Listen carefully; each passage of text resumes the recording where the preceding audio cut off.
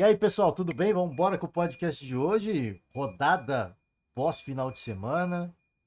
E aí a gente tem alguns torcedores felizes, outros tristes, outros decepcionados, outros frustrados, né? Outros desanimados. Talvez um dos torcedores que tenham um mix de emoções, né? Não só nessa rodada, mas nessa temporada, seja o torcedor do São Paulo. São Paulo que inicia a temporada de uma forma magnífica, né? Sublime, se é que a gente pode dizer assim. O sonho de qualquer torcedor. Alcançando marcas importantes para sua história ultra vencedora, né? Superando o Corinthians pela primeira vez na Neoquímica Arena. Superando o Palmeiras na Supercopa do Brasil, conquistando mais um título, né?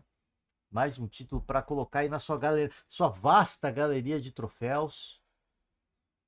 E tudo isso já sob o comando deste cidadão, deste profissional, Thiago Carpini. Tá? A gente vai falar sobre a situação do Carpini, deixar a nossa opinião aqui. Eu sempre falo que eu não sou defensor de ficar demitindo técnico. Não. Quem sou eu para dizer se um profissional merece ou não um emprego? Até porque eu não quero que ninguém faça isso com o meu trabalho. Né? A gente sabe que, sempre falo aqui, o podcast é um podcast amador. A gente faz isso apenas como uma forma de diversão, de entretenimento, e eu tenho meu trabalho. Não quero que ninguém fale mal de mim, não quero que ninguém peça minha saída, peça minha demissão de forma alguma. Até porque eu me dedico o máximo, né? E eu não tenho dúvida que todos os profissionais se dedicam ao máximo, e eu nunca falo aqui, eu nunca sou defensor de demitir ou contratar técnico nenhum. A gente deixa aqui a nossa expectativa até o momento, como é que estão, se tem clima, né? Eu sempre falo assim, se tem clima, se perder o vestiário, aí talvez seja a hora da diretoria considerar algumas coisas, né? Então, ao final do podcast de hoje, eu queria ouvir apenas algumas palavras. Não vou ouvir muito, tá, gente? O que eu quero deixar meio curto o podcast. Vamos ver se a gente consegue agilizar, tá? Não vou falar até tanto sobre algumas equipes, alguns jogos que eu queria falar, deixar o destaque para algumas matérias esportivas, tá? Robinho deu uma entrevista à TV Record, a gente vai falar um pouquinho sobre isso, tá? Então vamos embora. Antes de chegar lá, fica o convite aberto para você, torcedor de São Paulo. A gente vai ouvir apenas as primeiras perguntas, fazer uma reflexão sobre as palavras do Carpini e deixar a nossa opinião também, tá? Agenda de sábado, né? A gente falando da rodada do final de semana, trazendo aqui a agenda do futebol feminino, Campeonato Brasileiro Feminino. Fluminense passou o trator para cima do Atlético, tá? E aí uma série de empates. Havaí Kinderman, esse jogo foi uma loucura. América Mineiro Internacional 1-1, Cruzeiro e São Paulo 1-1, tá? Voltando ao futebol masculino, né? Palmeiras simplesmente não tomou conhecimento da Ponte Preta. Tivemos 3 gols do atacante argentino Flaco Lopes, né? Que ano passado o torcedor não estava muito de bem com o atleta, né? E essa temporada parece que esse vai ser o centroavante do Palmeiras, né? E que bom que seja assim. Acho que deve ser um motivo alentador para o torcedor palmeirense que vai perder o Endrick a metade, na metade dessa temporada, né? Ele vai para a Europa, vai para o Real Madrid. Então, que bom que o Palmeiras tem essa oportunidade aí de. Tem essa oportunidade, não. Que bom que o Abel Ferreira e o Flaco Lopes conseguiram se acertar. E ele tem se tornado cada vez mais protagonista, cada vez mais artilheiro e cada vez mais importante para o Palmeiras. Como diria o William Potker, né? Como diria William Potker, eu não sei se os saudosistas vão se lembrar, né? Alguns ciclos atrás, né? Algumas temporadas atrás, a Ponte Preta venceu o Palmeiras no mata-mata acho que foi 3-0, se eu não me engano. Se eu não me engano, foi 3-0. Os torcedores que me corrijam aqui, eu peço perdão. E aí, perguntado, William Potker, naquela altura, você esperava 3-0 em cima do Palmeiras, que já era uma forte equipe? Aí ele fala pro repórter, sinceramente, sim, né? O poço de. Todo respeito ao William Potker. O poço de humildade, né, do William Potker. Sinceramente, eu não esperava 5-1 para cima da Ponte, mas a gente obviamente esperava que o Palmeiras fosse vencer e vencer bem a Ponte Preta. Um resultado um tanto quanto surpreendente, na minha opinião, pelo placar elástico, né? Não que o Palmeiras vencer seja uma novidade, né? Volto a repetir, para mim o Palmeiras venceria e venceria bem essa partida contra a Ponte, mas 5-1 né? A gente sabe que é uma equipe artilheira da competição, o Palmeiras, mas não para marcar 5 gols numa partida, né? Ainda mais numa quartas de final de Campeonato Paulista. Mas tá de parabéns, Palmeiras, não tomou conhecimento mesmo, foi para cima, sobrou, né? E usar o termo aí que se designa, que os torcedores são paulinos usam para sua equipe. Sobrou na partida, né? Foi senhor da partida, tomou conta de todas as ações, acabou tomando um golzinho ali de falta, meio que enganando o Everton, dessa vez mais seguro, né? Ganhando mais confiança o Everton. Então o Palmeiras tem tudo, assim, em virtude a gente vai chegar no, a gente vai falar do Campeonato Paulista, mas o Palmeiras tem tudo, o Palmeiras tem absolutamente tudo para ser campeão mais uma vez, conquistar aí o feito do tricampeonato, tá? Todo respeito às equipes que seguem, mas não dá para a gente ficar de demagogia, tá? O Palmeiras é a equipe mais forte do Campeonato Paulista, tá?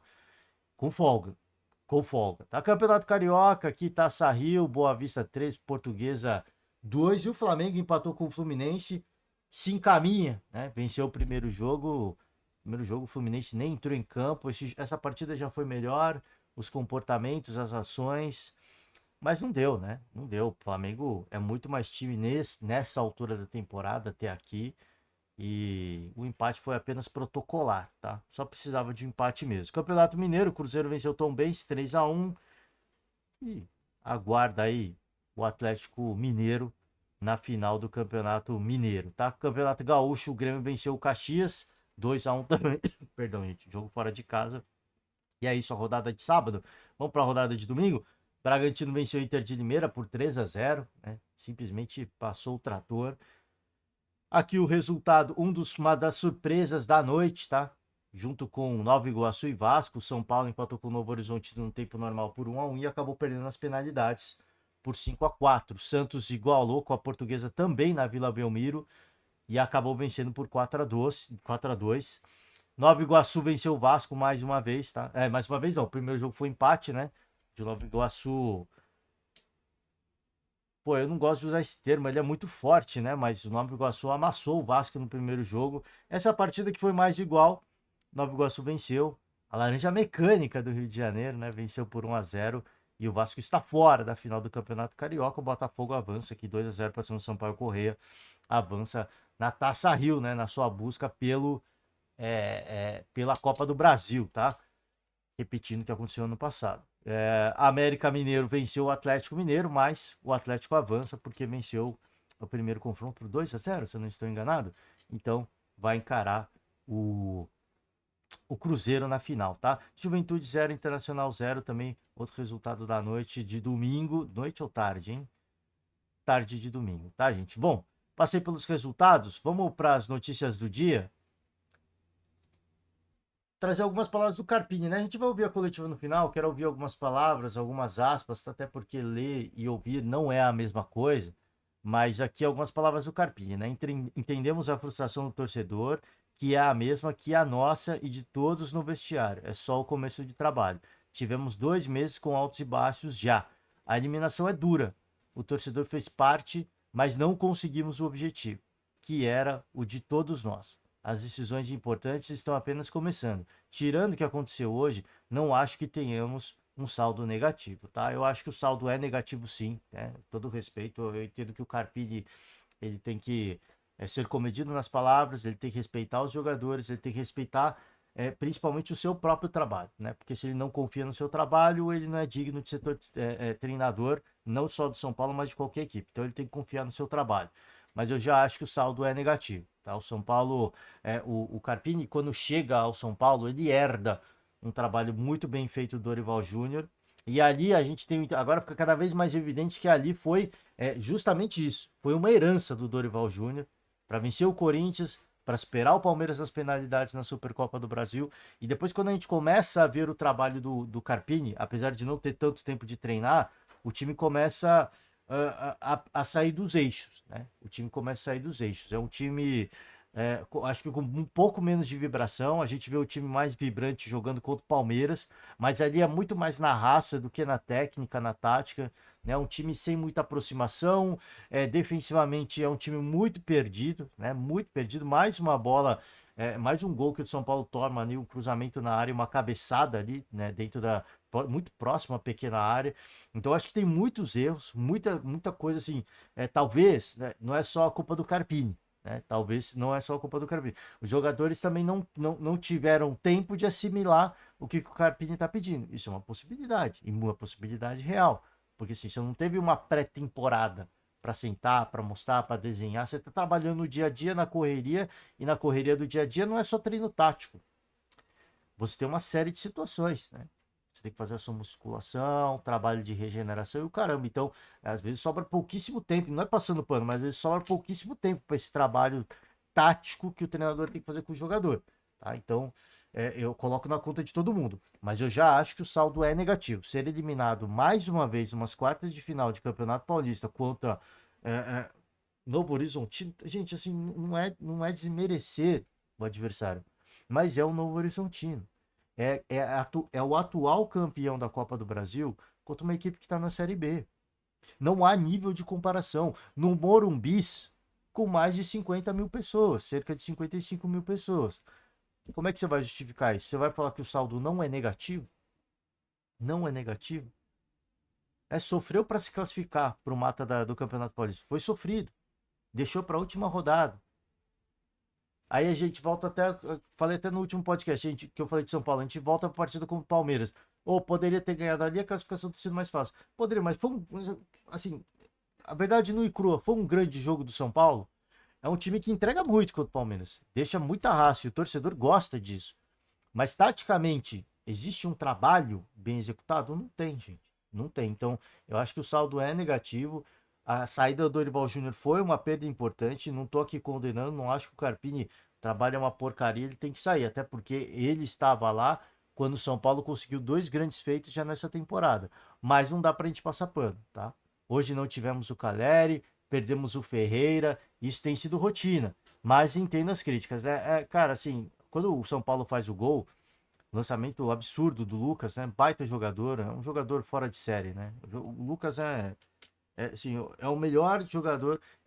O ano passado eu falava, né? Para quem me ouvia, Lucas ou Luizito Soares, né? Eu ainda colocava o Luizito Soares à frente, mas eram dois jogadores absurdos, assim, jogadores absolutamente fora de série que a gente tinha no nosso futebol. Agora o Lucas, para mim, ele é disparado o melhor jogador em atividade no Brasil hoje, né? E assim, é impressionante. Os dribles, a explosão, as trocas de direção, a visão de jogo. Cara, é impressionante. É um jogador diferente, muito diferente. Ainda bem que o São Paulo que conseguiu mantê-lo na equipe, porque é um jogador fundamental, né? Mas ele não vai resolver tudo sempre. Não vai resolver tudo sempre. Quando ele faz o lançamento pro Ferreira e o Ferreira faz o gol, o gol saiu, eu falei, caraca, mano.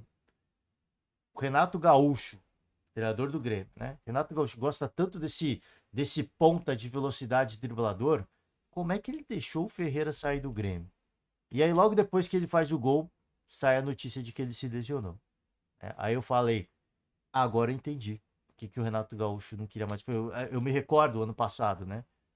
Foram várias e várias lesões do Ferreira. Pô, o Ferreira vai voltar, voltava, não voltava bem, voltava, se lesionava. Nunca tinha uma sequência, né? Mas era um jogador com as características que o Renato insistentemente pediu ano passado. E ele nunca tinha uma sequência, porque ele estava sempre se machucando, ele estava sempre se machucando. E aí, quando ele faz o gol, eu fiquei, pô, como é que o Renato, que tanto pediu um jogador como esse, abriu mão do Ferreira? E aí, quando ele se lesiona, eu falei, agora eu entendo por que que o Renato, ele abrir mão, modo de dizer, né? Mas poderia ter, se de fato queria o cara lá, né? O atleta lá ia fazer uma força para mantê-lo. Então, assim, por que que o Ferreira não continuou no Grêmio, né? Óbvio que tem uma série de fatores, mas esse é um dos motivos. Né? Eu falei, cara, agora entendi. Né? Eu me recordo ano passado que isso aconteceu muito. Espero que o atleta se recupere. É um jogador, assim, diferenciado. Ele é muito bom na ponta, né? De fato, driblador, habilidoso. Espero que ele consiga se recuperar plenamente, que ele consiga ter uma sequência importante, né? Ter uma sequência. Porque quem perde não é só o São Paulo, é o futebol. É um excelente atleta, na minha opinião. Já no Grêmio eu dizia, cara, é um excelente atleta, mas nunca tem sequência, né? É impressionante. Bom, Carpini é chamado de burro, né? Não tem jeito. Uma eliminação, mais uma vez uma queda precoce no Campeonato Paulista. Não era ele ano passado, mas é ele hoje, né? Então, não tem jeito. Vai ouvir. Vai ouvir. Eduardo Batista, o outro lado da corda, né? O treinador do Novo Horizontino, revelou aí um estudo minucioso. Ah, gente, eu esqueci, mas Globoesporte.com, tá? Notícias do GE. Diz que vinha observando o tricolor desde o início do Paulistão, hein? Visionário, Eduardo Batista. De olho em possível encontro nas quartas. Visionário, Eduardo Batista, hein? Vislumbrou a possibilidade, ele e o seu staff, obviamente, né? Não os jogadores. Vinha observando os trabalhos do São Paulo, os comportamentos dos atletas, do goleiro. E se pagou, hein? E se pagou. Conversamos bastante e estudamos o São Paulo, praticamente desde o início do Campeonato Paulista. Sabíamos da possibilidade de enfrentá-los e estudamos muito a parte técnica e o goleiro deles, que é de seleção. E muito justa a convocação, na minha opinião. E se credenciou ao pegar já o primeiro pênalti no número de um tiro. Já mostrou o cartão de visita. Aqui, ó, tá aqui porque, para os que não entendem o porquê eu fui convocado, tá aqui o cartão de visita. Qualificado e pegador de pênaltis. O que fizemos foi trabalhar. É claro que nos pênaltis é ter tranquilidade e calma, mas se você ver os que bateram, são jogadores experientes e que já passaram por situações parecidas. Certo? Tirando a primeira cobrança, todas as outras do Novo Horizontino é impressionante a frieza dos atletas, né? Na cobrança de penalidades. Assim, é impressionante. Assim, o cara ia bater e aí você fica. Como é que pode, né? Como é que pode? O Morumbi tá lotado. O Morumbi tá lotado. Né? E o cara ter a frieza que teve para bater as cobranças, os atletas, né, em sequência, é impressionante, tá? Vamos seguir? Bom, São Paulo tem 5 eliminações das quartas de final na última década, tá? É um saldo muito negativo. Tá? Óbvio que muito é um reflexo. Eu acho que o São Paulo na última temporada já começou a mudar um pouco, né? A sua estrutura, a questão da sua gestão, mas na última década, né? 5 eliminações nas quartas de final é um reflexo de uma sequência de más gestões, né? E esse resultado mais uma vez comprova isso. E esses números mais uma vez comprovam isso. Eu acho que já na última temporada já muita coisa mudou. A gente vai saber se para melhor ou para pior ao final dessa temporada, mas muita coisa mudou, né? Porque às vezes vem um título e às vezes parece que, né, revolucionou, né? Mas às vezes o título só mascarou um problema maior, tá? Então, acho que eu quero acreditar que muita coisa mudou, né? Que muita coisa mudou, mas a gente só vai saber ao final dessa temporada, tá? Se houve um vislumbre, se a galera começa a gastar dinheiro com coisas supérfluas, porque às vezes entra a grana da premiação e os caras começam a gastar dinheiro com besteira. Ah, não, precisamos reformar o time, manter o time na ponta dos cascos, né, na crista da onda, e o clube muitas vezes não tem condições financeiras de arcar com esse prejuízo, né, com esse custo, né, com essa folha salarial onerosa. Então, acho que aqui é mais uma, aqui, ó, campeão estadual pela última vez em 2021, né? Final contra o Palmeiras. Na época era como é que era o treinador do São Paulo? Era o Crespo, né? Era o Crespo, o argentino Crespo. O São Paulo não tem se dado tão bem na competição. Ó. Desde 2014 foram 5 eliminações exatamente assim, não é nem numa semifinal, gente. É quarta de final. Por isso que eu tô falando. O dado, a informação, ela é relevante. Sim, ela é importante. Penapolense em 2014, Audax em 2016, Mirassol em 2020, Água Santa 2023 e agora o Novo Horizontino, tá? E aí nesse meio teve o título de 2021. São Paulo que naquela altura passava por um jejum de títulos muito grande, né? Enfim, mas eu acho que esses números são importantes, tá? São importantes. Ah, eliminação das penalidades? Sim, não foi uma derrota, mas foi uma eliminação no Morumbi lotado, né? Então, eu acho que assim, todos esses números são reflexos do. É óbvio que essa temporada eu acho que foi muito circunstancial também, né? Dorival Júnior recebeu o convite para a seleção brasileira. Ele, no ano passado, ele mostrou uma frustração gigantesca quando a seleção anuncia Fernando Diniz como treinador. Porque ele estava realmente esperançoso, né? Era o sonho dele. Então, essa troca de treinador não foi algo intencional. Foi algo que aconteceu, então assim, foi circunstancial. Escolheu um novo treinador. Agora, até o ano passado, se é que a gente pode dizer assim, acho que foi um reflexo de uma série de má gestões, né? Então fica aí um alerta para o presidente Júlio Casares, né? Olhar para o passado é uma forma de você corrigir os erros, né? E tentar acertar no futuro. Para quem não gosta de história, a história tá aí para isso, né? A história serve para isso. A gente olhar para o passado, ver os erros e tentar fazer certo no futuro. Se vai acertar ou não, só o tempo vai dizer, mas o que vale é a intenção, né? Bom, os confrontos do Campeonato Paulista, o Palmeiras vai encarar o Novo Horizontino e o Bragantino vai encarar o Santos, né? Então a gente tem duas equipes de Série A e duas equipes de Série B nessas semifinais de Campeonato Paulista. E para mim, gente, todo respeito, o Palmeiras é o franco favorito a ganhar o título mais uma vez, tá? Apesar do Novo Horizontino ter complicado para o São Paulo, para mim o Palmeiras é mais forte, tá? É mais forte e é mais forte que o Santos e é mais forte que o Bragantino. Acho que o Palmeiras é mais forte que essas duas equipes. Se eu não me engano, na fase de pontos, fase de grupos, Palmeiras e Bragantino empataram, né? E o Palmeiras venceu o Santos. Assim, são informações importantes. Afinal, é jogo de ida e volta, né? Então, assim, se o Palmeiras der mais uma vez, né? Se o Palmeiras repetir mais uma vez um jogo ruim na primeira partida, dá para recuperar. E nas últimas duas temporadas o Palmeiras mostrou isso, né? Virando um resultado muito ruim e de forma muito contundente, né?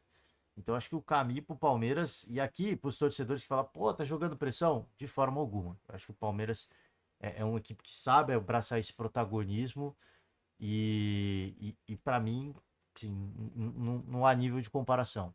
Não pode acontecer assim, de outra equipe ganhar? Óbvio que pode, né? Óbvio que pode. Jogo contra o Horizontino é jogo único. Tudo pode acontecer. Agora, é que o Palmeiras é franco favorito, não dá pra gente tirar esse fator da equação, né? Bom, vamos de Ramon Dias. Assumiu a culpa pela eliminação do Vasco, pede desculpa. Quem mais falhou fui eu, tá? Vamos lá, pegar umas aspas do Ramon. O Vasco das duas últimas partidas não foi o Vasco que planejamos. Estamos todos decepcionados com tudo. O Vasco joga melhor que isso e já mostrou em algumas partidas. Da metade do campo para frente, não fomos claros. Isso nos custou. Estou decepcionado porque o objetivo era passar. Quando alguém não cumpre o objetivo, é porque alguma coisa falhou. Seguramente falhamos todos e principalmente o treinador. Sem dúvidas, quem mais falhou fui eu. São responsabilidades que temos que assumir, temos que seguir crescendo e trabalhando. Sigo tendo confiança no clube e com os jogadores. Quero pedir desculpas aos torcedores porque todos queríamos jogar essa final, tá?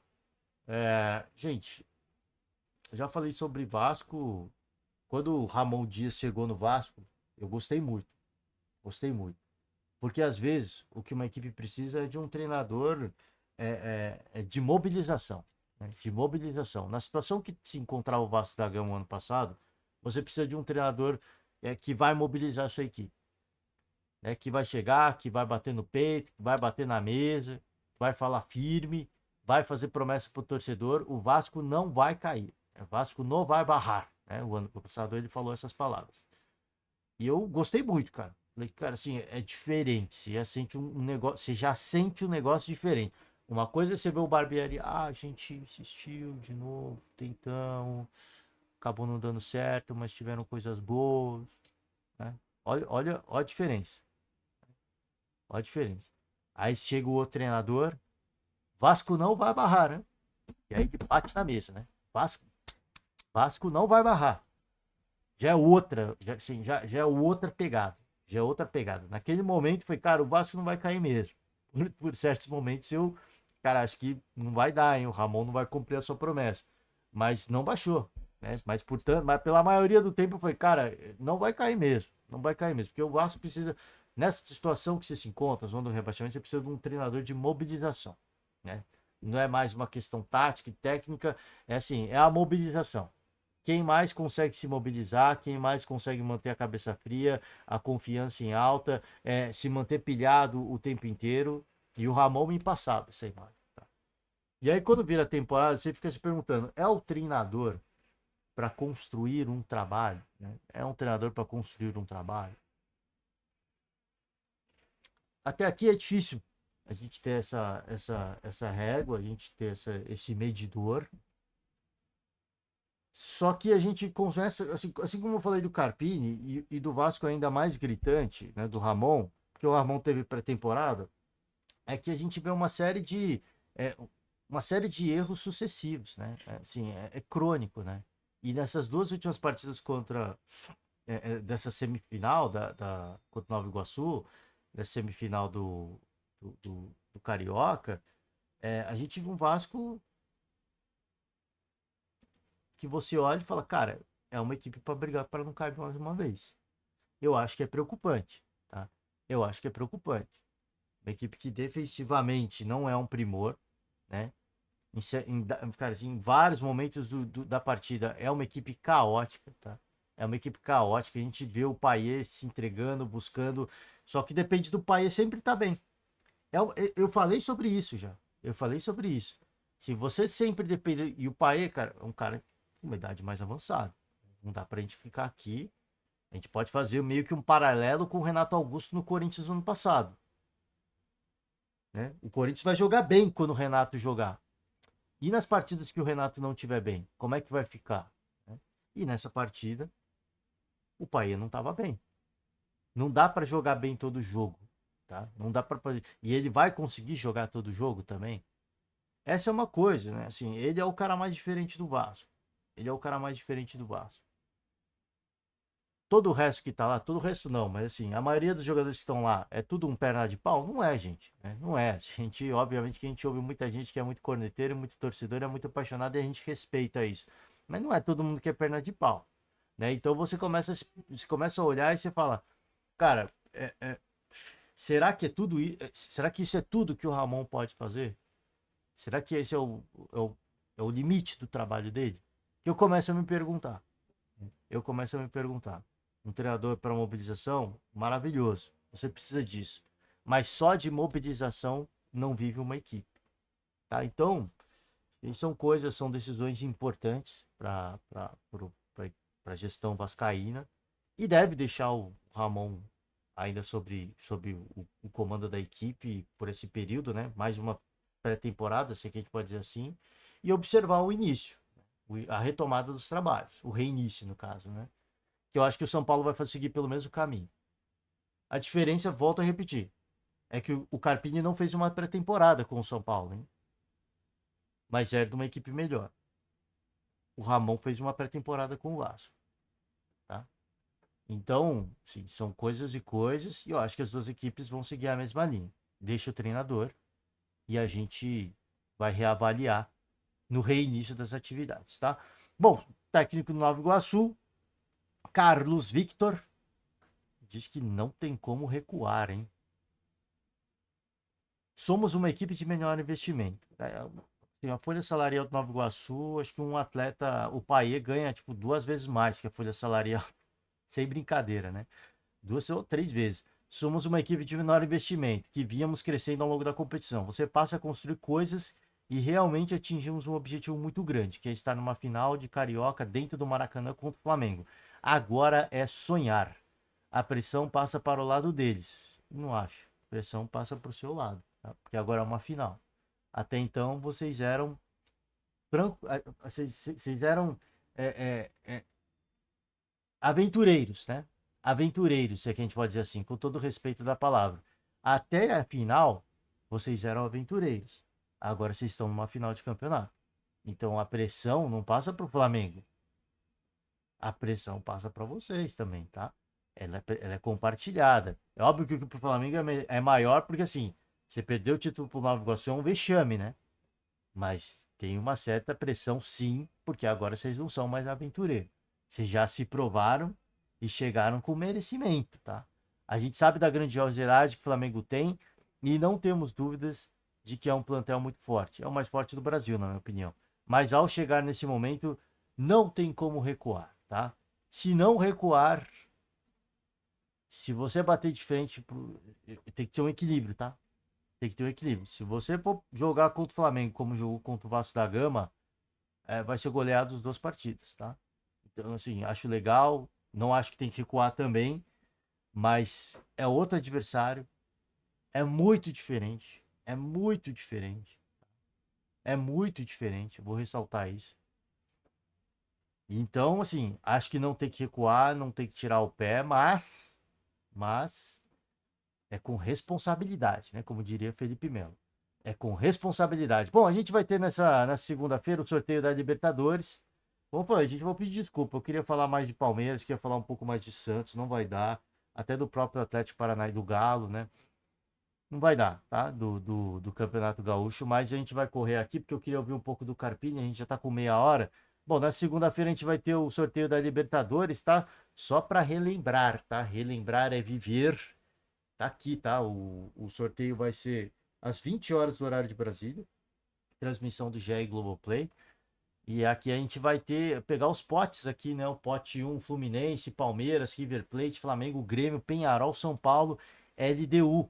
Pote 2 vem o Atlético Mineiro, Independente Del Valle, Libertad, Cerro Porteño, Estudiantes, Barcelona de Guayaquil, Bolívar, Júnior de Barranquilha. Pote 3, São Lourenço, e aí vai, né, gente? E aqui a gente tem o Botafogo no pote 4, que veio aí da pré-Libertadores. A gente vai aguardar e esperar que, né, o Botafogo caia num grupo sem brasileiros, né? Porque a gente quer ver, né? Quanto mais brasileiros avançando, é melhor, né? Então, vou torcer aqui pro Botafogo pegar um pote diferente, né? Pegar um grupo diferente.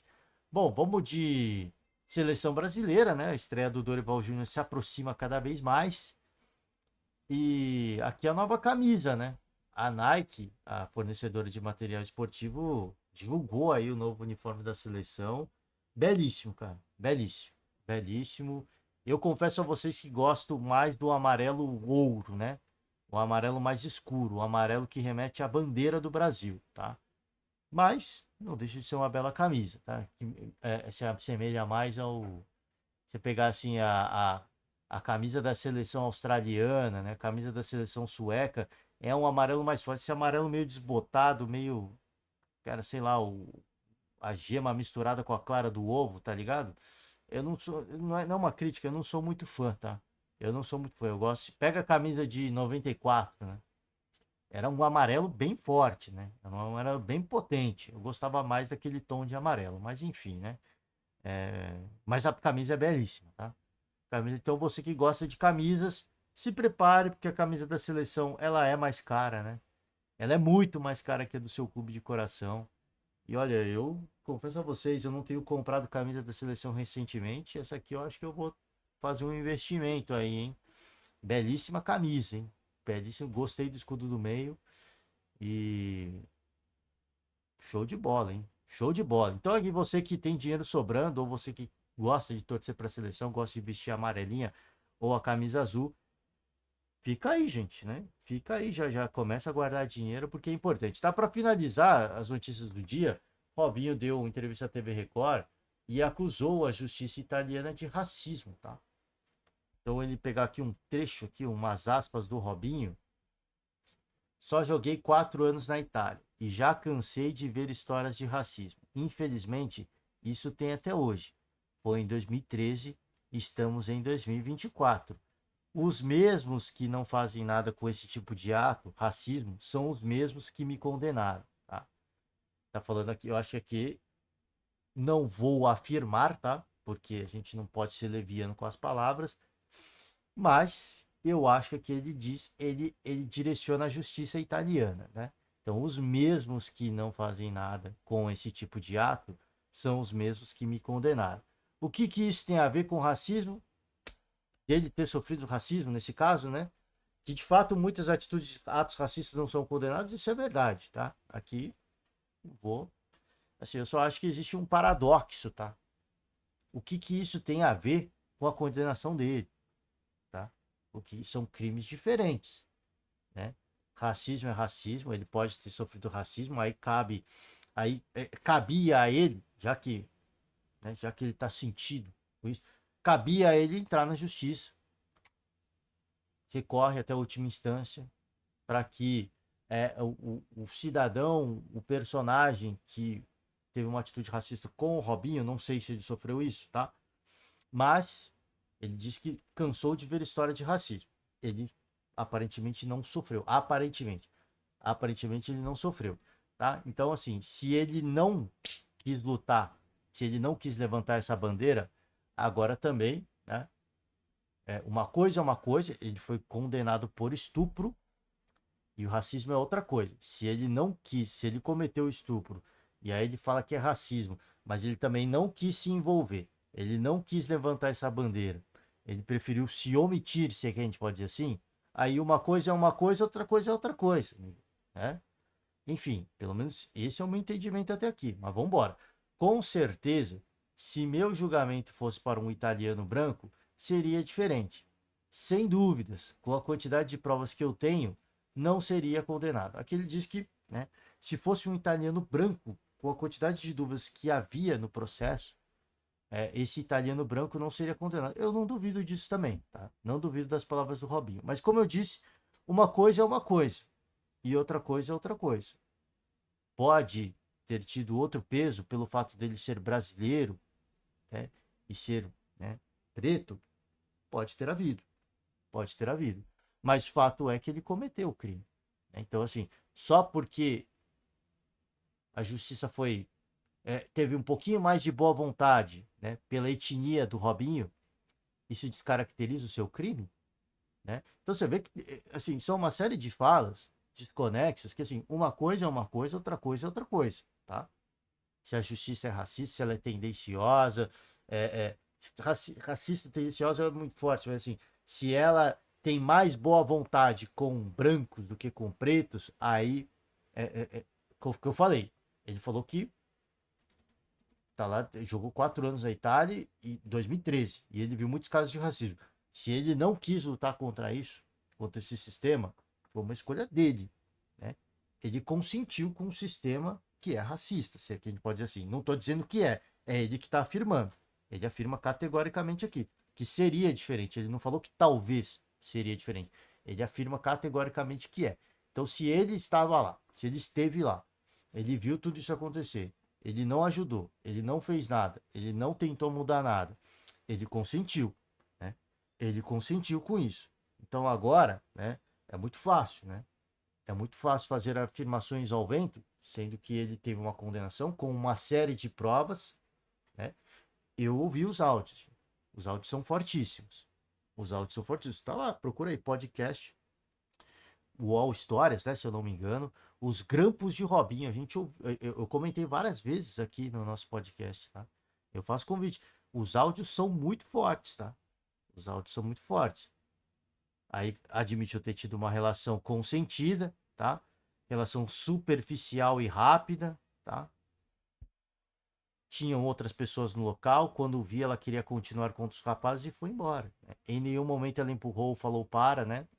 Só que o Robinho não diz aqui que ela também estava embriagada, né? Enfim, né? Construir narrativas faz parte de um processo, né? Eu nunca neguei, foi consensual, nunca negou. Olha, ele diz que nunca negou. E eu me recordo em uma das entrevistas, eu acho que foi para Globo, para o Globo Esporte, ele disse que o único arrependimento dele foi ter mentido para a esposa dele. Se ele mentiu para a esposa dele, ele negou, né? Enfim, né? Não vou afirmar aqui. Entenda como quiser, tá? Vocês entendam como quiser. Aqui tem algumas partes, ó. Os áudios foram 1 ano depois do ocorrido. Naquele contexto dos áudios, eu estava conversando com pessoas que não são confiáveis. Muita gente se aproxima do jogador de futebol para arrancar dinheiro. Começam com história de gravidez. Minha risada foi de indignação, de que não ia me extorquir. Sei que não cometi crime. Não foi de deboche com a vítima.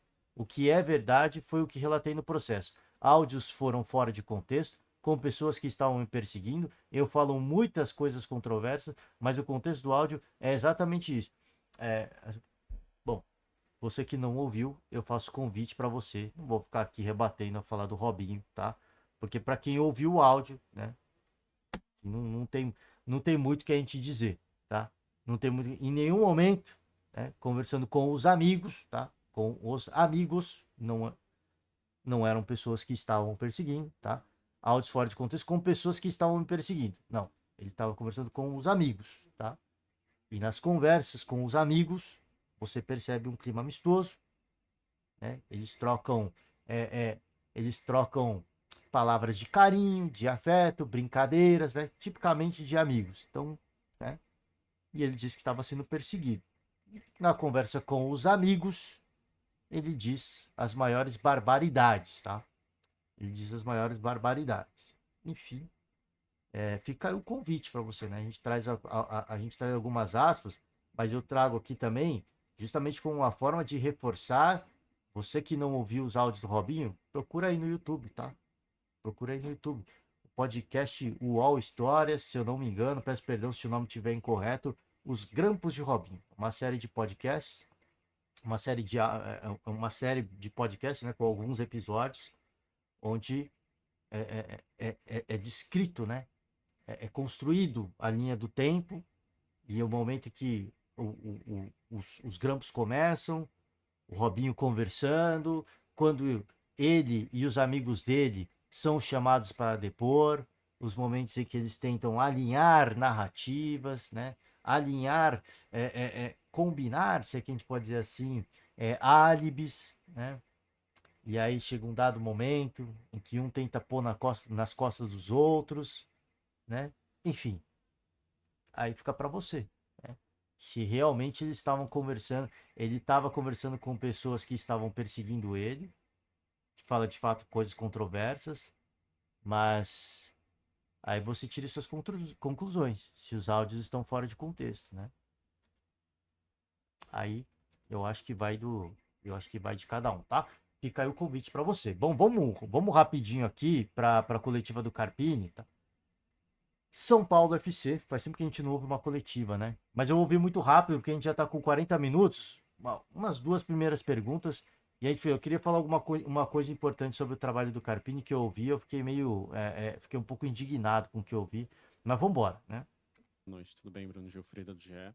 Eu queria saber para você qual que é o peso de uma eliminação nas quartas de final do Campeonato Paulista, claro que levando em consideração a dificuldade do adversário, acho que talvez fosse o adversário mais difícil dessas quartas de final, mas a torcida não quer saber disso, né? A torcida no fim cobrou, você foi um dos alvos ali das cobranças. Eu queria saber para você qual o peso que tem essa eliminação no teu trabalho, no dia a dia, se você acha que precisa mudar alguma coisa, enfim, qual o peso mesmo dessa eliminação? Obrigado.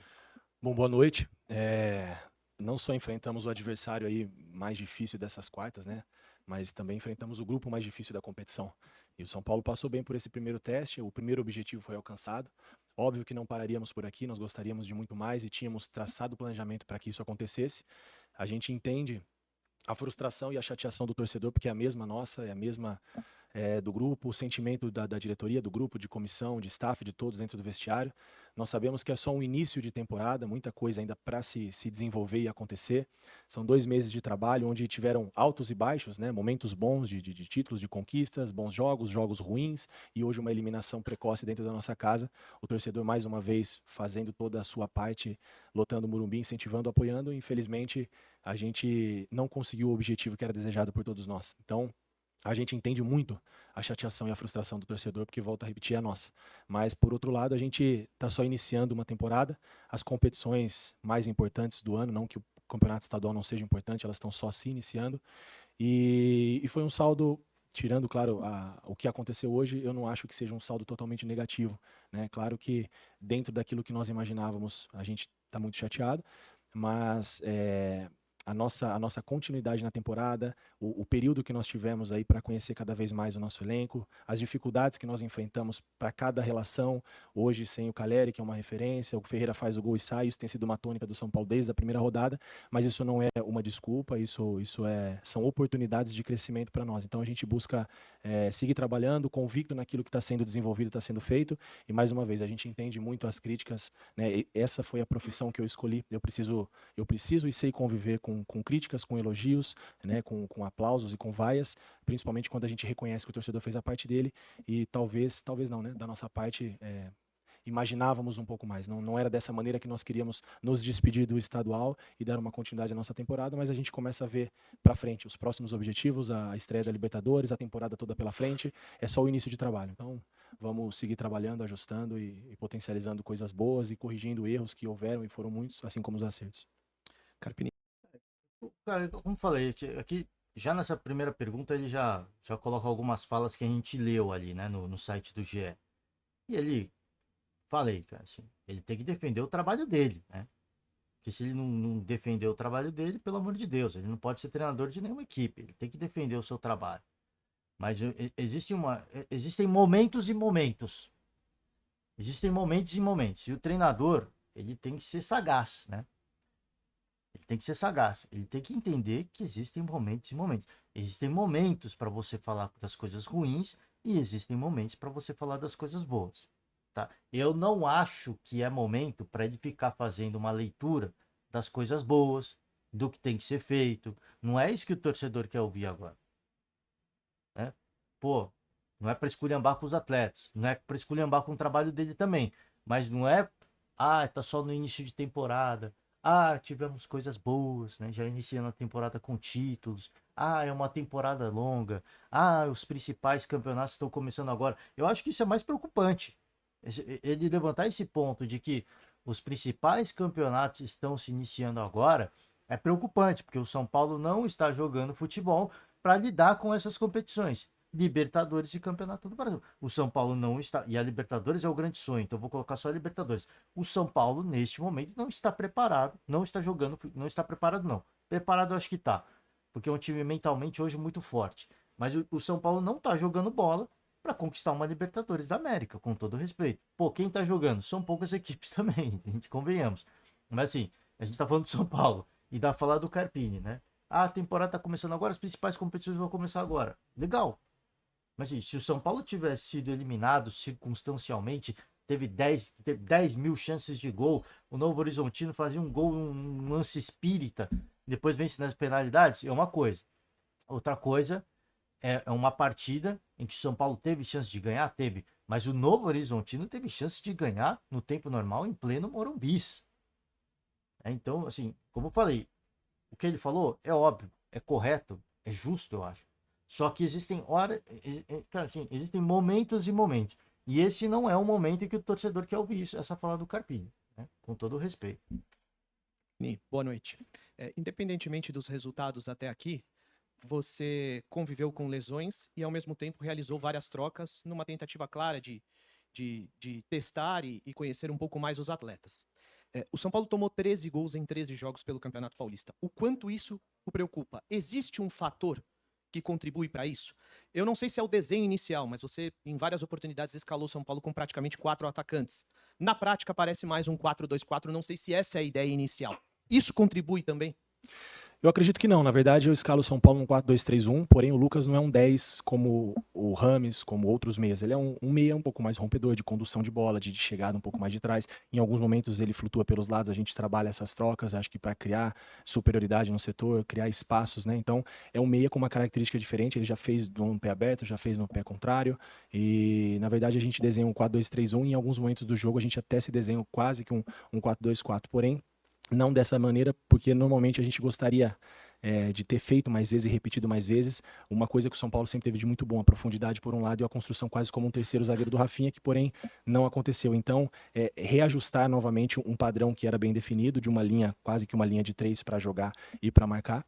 E a gente começou a jogar com 2 alas um pouco mais ofensivos, né? O Igor Moreira, o Wellington, testamos ali uma linha de 5, uma linha de 4, e eu não atribuo só os gols sofridos, que é um ponto, sim, claro, a se melhorar, só a linha defensiva, a essa rotatividade que nós tivemos lá atrás. Jogou o Alan, jogou o Ferrarese, jogou o Arboleda, jogou o Wellington, jogou o Moreira, jogou o Rafa, jogou o Bobadilha. Então nós usamos aquilo que nós tínhamos e tentamos criar a melhor maneira do São Paulo não fugir da sua característica de ser um time de posse, de construção, mas com um pouco mais de agressividade. Até porque hoje nós temos jogadores dessa característica.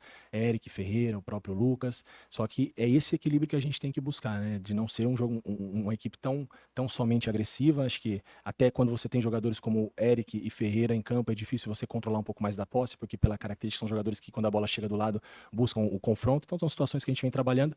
E para que isso melhore não só o padrão da nossa linha, que a gente sofra menos com essas bolas cruzadas, com esses gols, nós precisamos ter um pouco mais de repetição, ter todos os atletas à disposição. Por outro lado, também tem o fator de um time que faz muitos gols, né? Então acho que agora é buscar esse equilíbrio. Difícil seria a gente estar aqui só explicando 13 gols em 13 rodadas, por mais que a gente entenda, e isso é um ponto muito negativo, mas tem também um ponto positivo de ser uma equipe que constrói, que cria diversas oportunidades, e que hoje também, na partida de hoje, nós tivemos a chance ali de repente, definir o placar nos 90 minutos. Mais uma vez, aqui o Carpini termina falando das coisas boas, né? Do ataque, teve a chance de terminar. Isso, assim, Gente, a assessoria do São Paulo, você tem que dar um toque no Carpini, porque esse é o tipo de fala que deixa o torcedor mais maluco, velho. Com todo o respeito ao Carpini, eu volto a repetir. Ele tem que defender o seu trabalho, ele não pode só. Ele tem um trabalho que ele não é torcedor, ele não tá ali como torcedor, ele tá ali como profissional, ele tem que avaliar os números, né? Que é justo, né? Temos um problema defensivo? Temos, mas também temos virtudes, né? Então ele tá lá para avaliar tudo, os defeitos, as qualidades e as virtudes, né? Só que não é o momento, falei, cara, assim, não é o momento de você ficar falando sobre as virtudes, porque o São Paulo não está classificado. O que adianta ele falar do ataque? O que adianta ele falar que poderia ter saído vencedor? O São Paulo não está lá.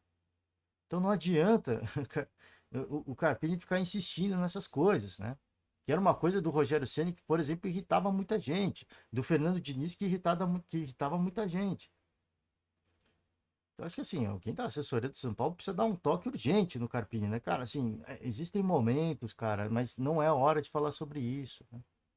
O São Paulo está passando por um momento delicado, onde os resultados não agradam, o futebol dentro de campo menos ainda, e foi eliminado mais uma vez numas quartas de final de campeonato pelo segundo ano consecutivo. Pelo segundo ano consecutivo, tá? Aí ele começa a falar do trabalho dele e tudo mais, né? Eu queria deixar pegar a deixa aqui do Carpini, quando ele começa a avaliar o seu trabalho, as mudanças que ele tem que fazer, a falta de sequência com alguns jogadores, porque ele fala que para ajustar precisa de repetição e tudo mais. Eu quero pegar essa deixa e a gente vai encerrar o podcast aqui, tá? Porque era para ser um podcast rápido, a gente vai chegar a 1 hora, peço perdão, infelizmente tentamos resumir, mas não deu, tá? Eu estava ouvindo hoje de manhã aí alguns podcasts, né, alguns programas esportivos, e eu ouvi um cidadão, eu esqueci quem foi, eu peço perdão aqui, se você souber quem é, me manda aí que eu deixo o crédito, tá? Ele falando do trabalho do Carpini, de que ele herdou um trabalho do Dorival Júnior, isso é óbvio, e ele agora está querendo assinar, né? Ele está querendo assinar um trabalho autoral. Né? Falou até num tom assim, não sei se foi real ou não, mas foi num tom até de um certo deboche, tá? Ah, sumiu, conquistou títulos, herdou o trabalho do Dorival, agora ele está querendo assinar, né, a sua obra. Ele está querendo... cada um é cada um, tá? Cada um é cada um. E cada um faz o trabalho da forma como acha melhor ou correto. Quando você herda um trabalho, óbvio que você não vai mudar tudo. Você não vai mudar, porque não tem condição. Imagina você mora numa casa e você se muda para uma outra casa. Se você tem dinheiro, o que você vai fazer? Você vai para um hotel e vai reformar a casa todinha, para ela ficar do jeito que você quer. Se você tem dinheiro. Mas o que a maioria das pessoas normais, né, com grana, com uma grana normal, se a gente vai dizer assim, vai fazer? Vai se mudar para lá e vai fazer a reforma aos poucos. Né? Vou conviver com essa casa do jeito que ela tá e vou reformar. Né? Tenho grana, vou reformar a cozinha. Tenho grana, vou reformar a sala. Tenho grana, vou... E aí você vai mudar a sua residência para ficar com a sua cara. Isso não é soberba, isso não é ser uma pessoa convencida, isso é simplesmente ser uma pessoa normal. Ele é um profissional que tem a sua metodologia de trabalho, a sua forma de trabalhar. Ele não é o Dorival Júnior. Né? Ele não é a cópia do Dorival Júnior. Então ele não tem nem como continuar o trabalho do Dorival Júnior. Ele não tem nem como continuar. Porque ele não é o Dorival Júnior. Não houve transição. Não é uma coisa que ele chegou lá, o Dorival Júnior estava lá e falou: gente, Carpini, aqui é como a gente trabalha. Ficou lá o filho dele, se eu não me engano, né? Ficou o filho do Dorival, mas ficou assim 1 ou 2 dias com o Carpini, no máximo, né? O que dá pra pegar disso aí? Não dá pra pegar nada. Não dá pra pegar merda nenhuma, gente, com todo respeito. Então uma coisa é ele chegar lá, começa a trabalhar com o Dorival, ó, Carpini, a gente trabalha aqui, vamos fazer alguns jogos juntos, eu fico de auxiliar seu, tal, faz uma transição amistosa, né? Fica ali e tal, ó, aqui a gente treina, esse horário tal, alimentação, é assim que eu converso com os atletas, é assim que eu vejo o jogo, me planeja para a temporada, assim, assado, tá? Tem esse profissional aqui que faz isso, pô, eu acho que seria legal ter isso aqui no departamento, conversa com os caras, pede essa melhoria, né? Eu já estava pensando nisso. Então, assim, esse é todo o meu planejamento. Isso é tudo que eu tinha pensado para o São Paulo nessa temporada, tá? Óbvio que isso foi o que eu pensei. Você é outro treinador, você vai entender os contextos, as necessidades, você vai mudar uma série de coisas, tá? Então, assim, imagina uma transição como essa, onde o Dorival teria a oportunidade de pelo menos estar uma semana ao lado do Carpini, e ele aprendendo, ele absorvendo. Aí sim a gente poderia dizer que houve uma continuidade do trabalho. Porque ele olhar o que o Dorival fez, a forma como ele trabalha, ele falou, cara, eu não posso mudar tudo. Até porque essa equipe vencedora, ela sabe, ela está acostumada a trabalhar desse jeito, então eu vou mudar aos poucos. Tá? Ele teve pouquíssimos dias, ele teve conversas com funcionários, o próprio filho do Dorival, Muricy Ramalho, como é que era, como é que funcionava, era assim, assim, assado. Mas como é que era o Dorival? Porque ele falou, pô, aí dentro da sala dele eu não sei te dizer, só ele vai poder. Deve ter conversado pelo telefone e tudo mais, mas isso não dá. Como é que você continua um trabalho assim? Pô, Carpini, ó, tenho pouco tempo para conversar, mas eu fazia assim, assim, assado. Vai na fé, cara, confia no teu trabalho que vai dar certo. Então, assim, conversando com profissionais internamente, os próprios atletas, né? O cara deve chegar e falar, gente, como é que vocês trabalhavam? A gente trabalhava assim. Pô, então vamos seguir nesse jeito, né? Vamos seguir nessa pegada. E deu certo no começo. E deu certo. Mas não tá, assim, nenhuma equipe sobrevive disso, né? O tal do feijão com arroz, né? Que eu erroneamente usei muitas vezes para falar isso do Dorival Júnior, né? O tal do feijão com arroz. Ninguém sobrevive com isso, gente. Ninguém sobrevive com isso. Treinador que é treinador tem trabalho autoral. Treinador que é treinador de verdade, ele chega, ele põe o trabalho dele e faz funcionar. Não estou falando que os que não conseguem não são treinadores, até porque há muita má vontade às vezes dos atletas. Mas treinador que é treinador chega para fazer o seu trabalho. É assim que eu sou, é assim que eu trabalho e é assim que eu vou trabalhar. E é assim que eu vou tentar fazer funcionar. Esses são os grandes treinadores. Treinador que copia trabalho é treinador tapa-buraco. É treinador que chega, o time tá na zona do rebaixamento, chega, tenta mudar, não dá certo, troca, chega, troca, tenta mudar. É treinador tapa-buraco. Todos respeitam aos treinadores. Mas assim, pô, eu já falei aqui, tem muito treinador, e o Dorival Júnior é um desses também, eu já fiz uma crítica a isso no passado, há muito tempo. Foi um desses. Era um treinador meio que tapa-buraco. Ele chegava nas equipes que estavam para ser rebaixado no incêndio e ele ficou conhecido por ser um treinador tapa-buraco. Mas era um treinador excelente. Mas ele ganha essa fama justamente porque ele mesmo faz essas escolhas. Que hoje a gente olha e fala, pô, foram as escolhas corretas. Hoje ele é o técnico da seleção brasileira. Mas, cara, você vê tantos outros treinadores, com todo respeito, gente, eu não vou citar nomes, porque eu acho desrespeitoso. Mas tem tantos outros treinadores, e vocês sabem disso, que chega sempre num clube que está numa situação difícil. É o tal do treinador tapa-buraco. Né? Apaga incêndio. Treinador bombeiro, né? Chega para apagar um incêndio. Mas é um treinador para fazer um trabalho autoral? Quando se exige um trabalho autoral, não funciona. Não funciona.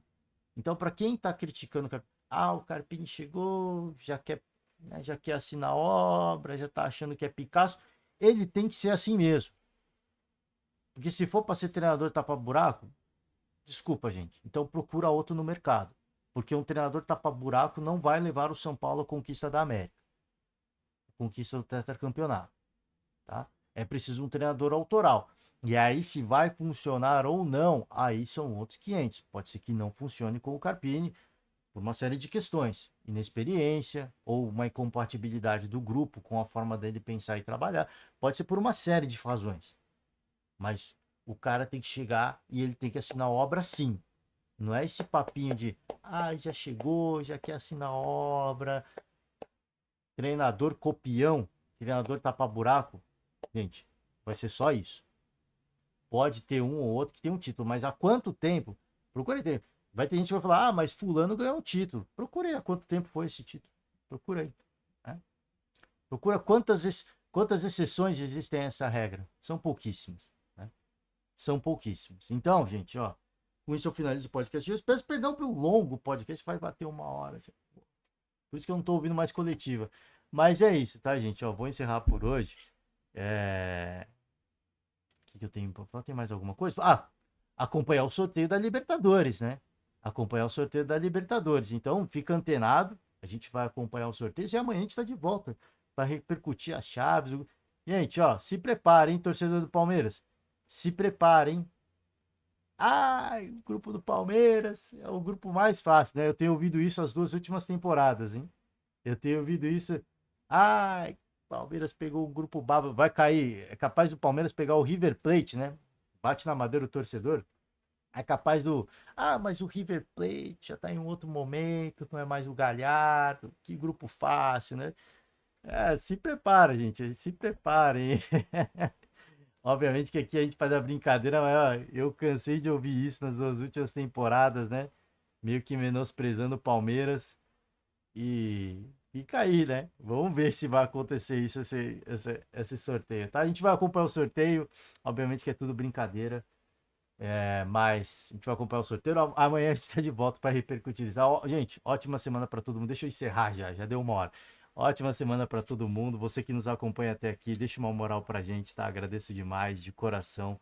Um forte abraço e até amanhã. Tchau.